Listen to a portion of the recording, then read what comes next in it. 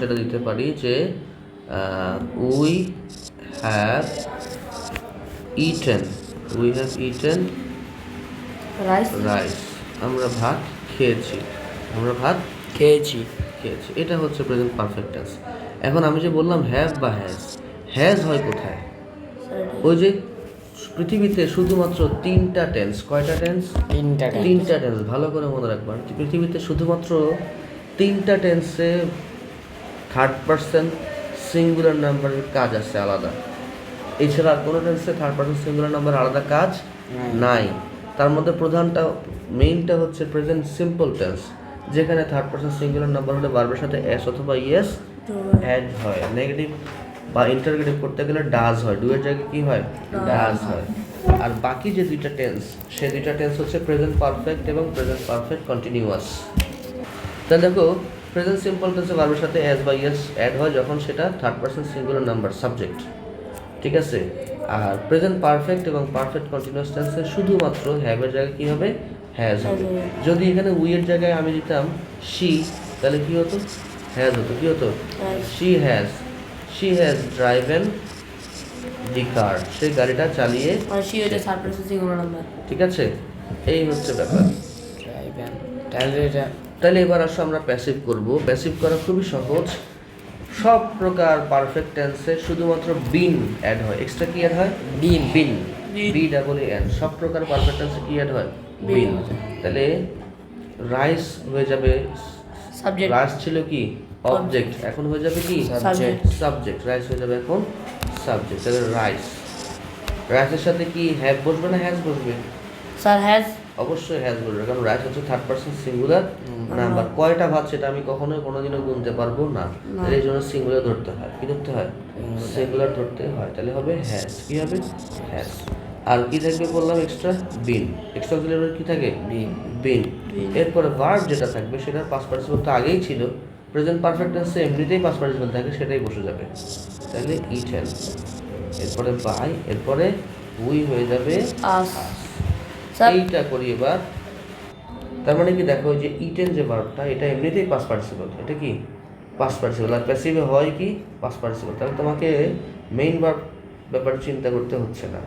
আর তুমি কিভাবে চিনবা present perfect tense? তোমার ভার্ব হবে পাস্ট পার্টিসিপল এবং তার আগে অবশ্যই হ্যাভ অথবা হ্যাজ থাকবে। আর যদি দেখো যে হ্যাভ বা হ্যাজের সাথে আবার বিন আছে, আবার আরেকটা ভার্ব আছে পাস্ট পার্টিসিপল, তার মানে সেটা প্যাসিভ। সেটা কি? প্যাসিভ।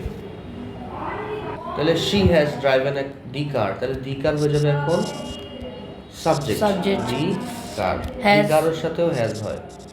তাহলে অ্যাক্টিভে ধরে এরপর লাস্ট এক্সট্রা আসবে কি? এই been. The car has been driven by her. গাড়িটি তার দ্বারা চালানো। দেখো, তাহলে এটা নেগেটিভ কি হবে? নেগেটিভ হবে। এটা তো হলো অ্যাফার্মেটিভ। এটা হলো কি? অ্যাফার্মেটিভ। Assertive affirmative. এটা হচ্ছে অ্যাসার্টিভ অ্যাফার্মেটিভ। এবার আসছে অ্যাসার্টিভ নেগেটিভ। অ্যাসার্টিভ কি? নেগেটিভ। তাহলে কি হবে? হ্যাজের সাথে নট হবে শুধু। হ্যাঁ, তাহলে they have not drank tea. তারা চা খায় নাই। দে হ্যাভ নট ড্রাঙ্ক টি। তাহলে এটা প্যাসিভ কীরকম হবে সেটা পরে দেখাবো। আর নেগেটিভ, এই ইন্টারোগেটিভ কী হবে? ইন্টারোগেটিভ হবে জাস্ট এই হ্যাভটা আগে চলে আসবে, ব্যাস, কিছুই না। ঠিক আছে? ইন্টারোগেটিভ WH ছাড়া হলে, WH উইদাউট WH হলে কী হবে? জাস্ট হ্যাভটা আগে আসবে। দেখো, তাহলে হ্যাভ দে ড্রাঙ্ক টি। তারা কি চা খেয়েছে? তারা চা খেয়েছে। ঠিক আছে? এটা তো ইন্টারোগেটিভ অ্যাসার্টিভ করতেছি, অ্যাফার্মেটিভ করতেছি। আর ইন্টারোগেটিভ নেগেটিভ কী হবে? ইন্টারোগেটিভ নেগেটিভ কী হবে? দেখো, নেগেটিভ হবে হ্যাভ নট। শুধু হ্যাভের সাথে আবার খেয়াল করো, এই হ্যাভ হচ্ছে দের জন্য। যদি এখানে শি থাকতো তাহলে কিন্তু হ্যাজ হতো। শি হতো থার্ড পারসন সিঙ্গুলার নাম্বার, এর জন্য কি হতো? হ্যাজ হতো। এটাও মাথায় রাখতে হবে। তাহলে have not they drunk tea. তারা কি চা খায়নি? তাহলে এবার আসলে WH। এবার কি?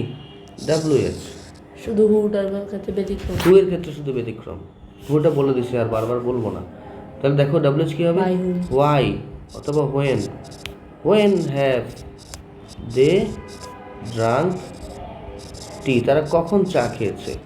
When have they drunk tea, just have they drunk tea সব একই স্যার রকম মানে আছে। জায়গায় যদি তুমি লেখো হোয়ার, তাহলে কোন রেস্টুরেন্টে খাইছে বা কোন জায়গায় খাইছে, কার ঘরে খাইছে চা, সেটা উত্তর আসবে। ঠিক আছে, কখন খাইছে হোয়েন, শুধু মানে কেন খাইছে, চা খাইতে ডাক্তার নিষেধ করছে, তারা কেন খাইছে, তাহলে তখন হবে কি ওয়াই হ্যাভ দে ড্রাঙ্ক টি। তার মানে প্রশ্ন করার স্ট্রাকচার একই থাকতেছে, জাস্ট ডাব্লিউএসটার সামনে আসতেছে, মানে সামনে change শুধু হবে। কি ডাব্লিউএস ওয়ার্ডটা লিখতে হচ্ছে আর কিছুই না। তাহলে এই গেল ডাব্লিউএস ইন্টারগেটিভ। এবার আসো ডাব্লিউএস ইন্টারগেটিভের ব্যতিক্রম যেটা হু। তাহলে হু এর ক্ষেত্রে কিন্তু আর কি হয় না, ওই আগে পরে আসে না। Who have, sir who has who has, হ্যাঁ এই যে একটা ভালো প্রশ্ন করছো। হু যদি হয় একজন তখন হবে হ্যাজ, হ্যাজ হু যদি হয় অনেকজন তখন হবে কি হ্যাভ। Have। একটা ছোট্ট উদাহরণ, এই ড্রিঙ্ক দিয়ে এই উদাহরণ দিই। ধরো যে অনেকজন চা খাইছে, কয়েকটা চায়ের কাপ থাকবে না, থাকবে কি না, চা কিছু কাপের মধ্যে পড়ে থাকবে না, শেষ। তো একজন আসছে, এসে সে কি জিজ্ঞেস করবে, চা কারা খাইছে, চা কারা খাইছে, ব্যাস এটাই তো প্রেজেন্ট পারফেক্ট টেন্স।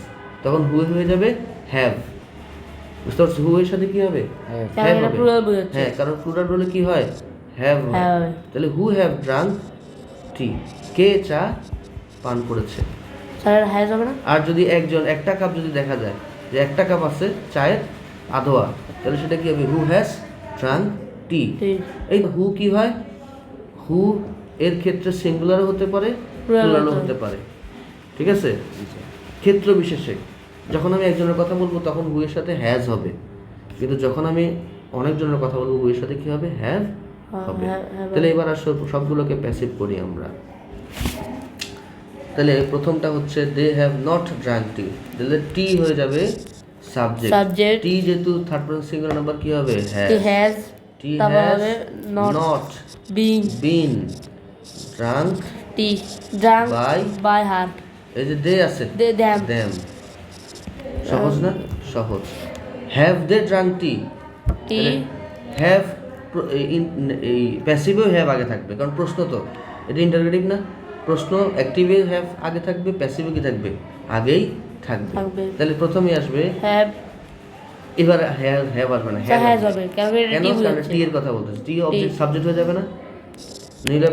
তাহলে তারপর হবে হ্যাজ দে এর কারণে হ্যাভ ছিল, কারণ দে হচ্ছে অনেকজন প্লুরাল প্লুরাল, তাই হ্যাভ কিন্তু হচ্ছে টি তো সিঙ্গুলার, তাহলে হ্যাজ হচ্ছে, Has তাহলে হ্যাজ টি তারপর হবে Been। Been has tea been drunk. drunk by তাহলে এটাকে ঘুরিয়ে বলতেছেন না? drunk by them হ্যাঁ প্যাসিভ আর কি, প্যাসিভ মানে তো ঘুরিয়ে বলা। এখন অ্যাক্টিভ হোক প্যাসিভ হোক, প্রশ্ন করতে গেলে হ্যাভ আজ আগে আসবেই, প্রশ্ন করতে গেলে অক্সিলারি ভার্ব কি আগেই আসবে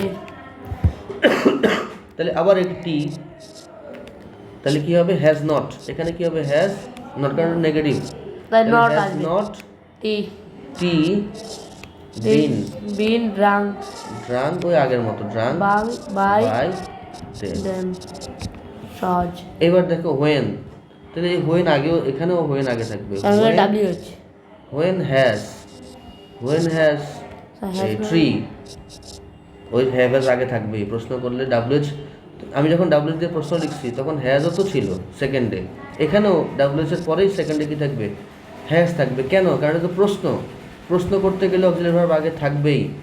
এখন তোমার এখানে বোনাস হিসেবে ডাব্লিউএইচ ওয়ার্ডও আছে, তো সেটা আগে বসবে, পরে যেহেতু এটা প্রশ্ন অক্সিলারি ভার্ব আগে থাকতেই হবে, বুঝতে স্যার পারছো। এখানে হ্যাভ ছিল এখানে কেন হ্যাজ আছে ওই যে টি এর কথা তো ও, বলবো আমরা, টি।